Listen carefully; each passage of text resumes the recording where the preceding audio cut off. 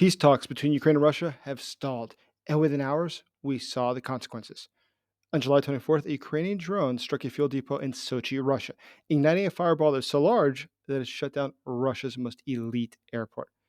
And at the very same time, Russia tried to retaliate in a very different way. An FSB recruited woman was caught entering into a central Kiev cafe carrying 1.5 kilograms of TNT. The kicker? I was in the building when it happened. So on one side, we see what we've seen this whole war. We see that the Ukrainians are targeting military logistics. And on the other side, we see that the Russians are trying to kill civilians with bombs. So, as I cautioned yesterday, if the peace talks failed to progress, the war would enter into a more dangerous phase. And now that much more dangerous phase has arrived. My name is Jason Smart. I'm a special correspondent for the Kiev Post. In addition to that, I've spent the last 20 years both studying about the Putin regime and actively working against it, which is why I was thrown out of Russia already 15 years ago. And what we're going to look at today is how the war is rapidly changing. The fact is, neither Russia nor Ukraine are able to win the war in the current situation. They need to have a paradigm shift. They need to see complete change of how the war is being fought to win. Now, in the case of what the Ukrainians are doing, it's very clear. They're attacking Russia's ability to wage war. The Russians, on the other hand, are turning to terror and to active measures to trying to create manipulations and distortions within the Ukrainian population and across the West so that it stops supporting Ukraine. So, the reason that this channel exists is so that more people learn the truth about what's going on here in Ukraine and to know what's going on inside of Russia, a country that tries to tell us one thing, but we know the truth is far different. This is to get past the propaganda and get to what is really going on with the Putin regime. Because the more people that understand the Putin regime and the evil that it is, the more people that will understand why it is so critically important for our own security to support Ukraine. So please help me in this mission. Please like this video. Please subscribe to this channel. And please consider becoming a member today. And also, an update, our drone fundraiser continues to do very well. Thanks to your contributions, somebody's son, somebody's father will be able to come home from the war because we are helping to preserve lives through our work. So let's continue with what's going on exactly. So on July 24th, Ukraine carried out this massive attack within Sochi. They hit a major fuel depot and it forced the airports to close. So Sochi, you have to understand though, is Russia's most elite resort city. It's the best they have. It's located right on the Black Sea. It's very close to the Georgian border.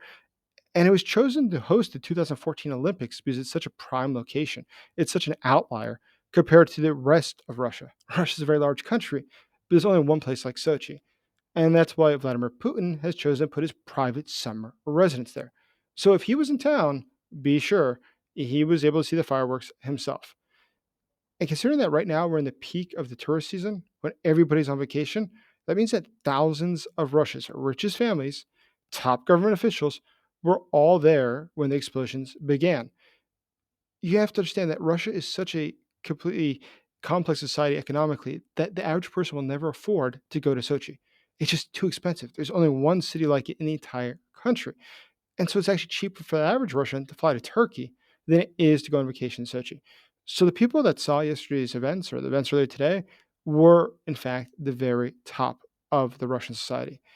And the attack itself was in a place called Sadler. It's a storage facility that's just adjacent to the Sochi International Airport. And that facility lies on a very key southern logistics artery, specifically the one that's used for Russia's Black Sea Fleet, its southern garrisons, and for Crimea based infrastructure. This is something that you should pay attention to because there seems to be a tendency of Crimea coming up more and more in the targets that Ukraine is going for. And this is what Russian news is saying. So it's worth paying attention to. Now, the immediate effect, of course, was that the Russian Federal Air Transport Agency temporarily halted all flights, and the local emergency services declared a state of alert. And there's a very clear reason because that fireball, it could be seen from miles away. The smoke was huge.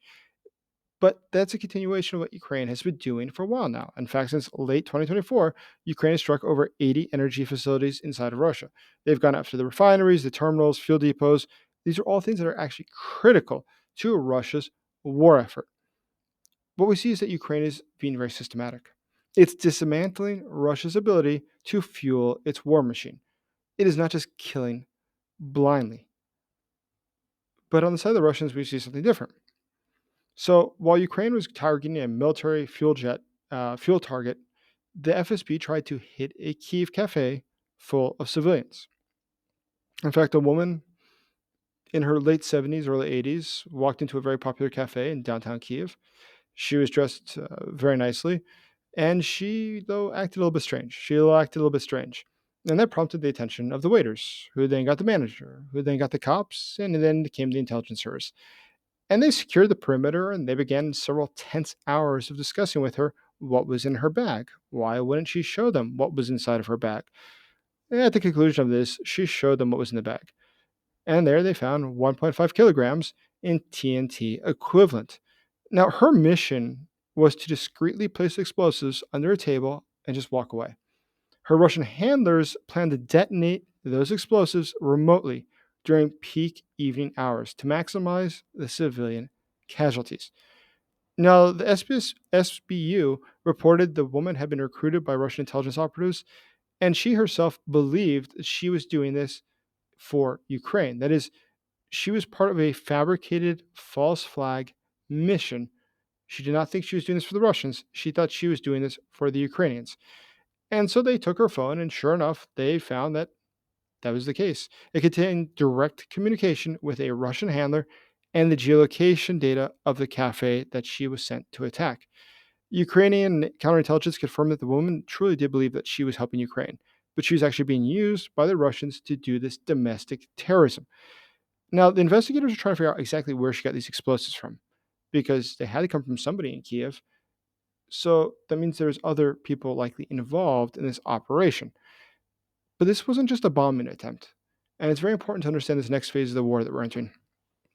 This was a false flag operation designed to create public distrust in Ukrainian security services. And that's how Russia operates, and why we'll probably see more of this. Conventional warfare is very expensive. Being out on the battlefield, it costs tanks, you have to have missiles, you have to have air defense. It's a long list of things you have to be successful. And when you're fighting against all the European and American technology in the world, it makes things much harder for you. But where Russia excels is things like this. You recruit a person, you find somebody who's naive or doesn't understand clearly, or can just simply be bribed to go carry out acts of terrorism. Or they seriously believe that they are just carrying a box, they have no idea what's in it. And that leads to an explosion later. But then there's no Russian fingerprints. It was a Ukrainian who carried the box to the location, and then the explosion occurred. And I think we'll see a lot more of that because Russia's objective is not just to kill civilians, as I said. It's similar to their hacking. Typically, countries hack for what reason? Well, to steal information, because they wish to be able to watch what their enemies are doing. There's very clear objectives. But a major tenet of what the Russians do hacking or even terrorism is for the same, and it comes back from the Soviet Union. The Soviet Union has strong belief in this as well, which is that this will provoke the population to believe that their government cannot support them. Their government might actually not be operating in their interest, and that their government has lost control. Because when the people believe that their government has lost control, then the people will rise up and turn against their own government. It is a fundamental belief of the Soviets of what will create revolutions in other countries. I've quoted many times before in this program Che Guevara, which he said, lean in the fissures, lean upon those things that there's already cracks and see if you can get it to break through, where there's potential that there be conflict. And so if you can already create more chaos in society, it's more likely those cracks will appear. It's more likely the society will fall apart. So Russia's war at this point is going to turn not only to be more aggressive militarily, as it has been very aggressive militarily, but to also have stronger psychological and manipulative parts. It's going to be more of a war that's built on deception, coercion, and the targeted calculating of morale. The entire aim of these things is to try to break the society from within. Because if society breaks from within, it makes the war much easier for Russia to fight. And that leads us to the second part of this, which is the ongoing protest here in Ukraine. Now, without getting into the pluses or minuses, what is good or wrong with this law. In short, on July 22nd, President Zelensky issued a decree placing NABU and SAPU, Ukraine's anti-corruption bodies, under the prosecutor general. And this has triggered a number of protests here in Ukraine. And they've been quite large. They've been in Kiev, Lviv, Dnipro, Odessa, across the country. And civil society leaders were worried that this new law would undermine judicial independence. That is also the view of the EU, the IMF, Transparency International, etc. Now, without getting the specifics of the law, because that is very much open to interpretation, there's two different things we can observe here. One, Ukraine is a free society. Even during martial law, people can go protest and nobody's going to arrest you. If this were to happen in Russia, you would definitely be arrested. But there's a second part of this, which is that whether or not the law is good or bad, people are free to do what they want. But that is exactly something that Vladimir Putin and Russia will try to take advantage of.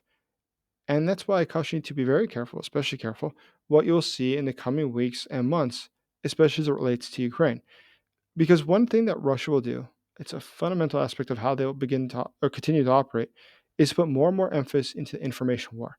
And information war, it goes beyond just propaganda. Their objective is not to convince you that Vladimir Putin is great, but disperse more false information. So about this new law, NABU, that Zelensky just signed. In fact, I've already seen the Russian propaganda appear. And then what it looks like is it doesn't say Zelensky's a bad president. It just says, why did Zelensky really do this? Don't you think that perhaps he's just covering up the corruption of his friends? Or to the soldiers, the Ukrainian soldiers, it might say, we lack weapons. We lack the arms we need to win. And it's all because Zelensky is trying to cover up corruption. Because, the real reason he has this new law, it's actually because it was found out that somebody in his own family was embezzling the military's money. So he signed this new law to cover up his own relative's corruption. And that's totally false. It's based on nothing. It's out of thin air. But in a society that's already trying to find solutions, trying to find answers, and there's not a very easy answer to explain how they can win immediately, people sometimes appeal to this logic. But there's another aspect of this, which is things like the terrorism, blowing things up. Russia routinely engages in this across the world. It engages in arson, engages in assassinations, but also engages in things as simple as graffiti on walls. Engaging in graffiti that is, let's say, racist or anti-Semitic, or graffiti that would create more divides within the society. Because fundamentally, they believe that Western societies will undoubtedly collapse. And the way that they'll collapse under their own weight, under the weight of the capitalist society, is that they will have too much infighting. So if you just put enough pressure on them, if you do just enough to convince them to not look abroad, why are we going to worry about Ukraine? We could worry about fighting with each other. That's what they want. That's exactly what they want to see. So without jumping into specifically Zelensky's law, if it's good or bad, no, I don't think it was a great idea. But at the same time, I recognize that Russia undoubtedly will use this for their own advantage. So keep an eye out for that. Be careful what you read in the coming weeks and months, because Russia will be doing more, more than ever, to not only here in Ukraine, but also there where you are, to convince the population to turn against their own governments and turn against their own neighbors, because Russia cannot currently win. But if it causes us to doubt, to falter, to fail, then Russia can win. So be careful. It's a new era of the war, and things are going to become much more dangerous. Thank you for listening today. Please like this video. Please be so kind as to subscribe to this channel. I'd really appreciate it. Thank you, as always, for supporting Ukraine.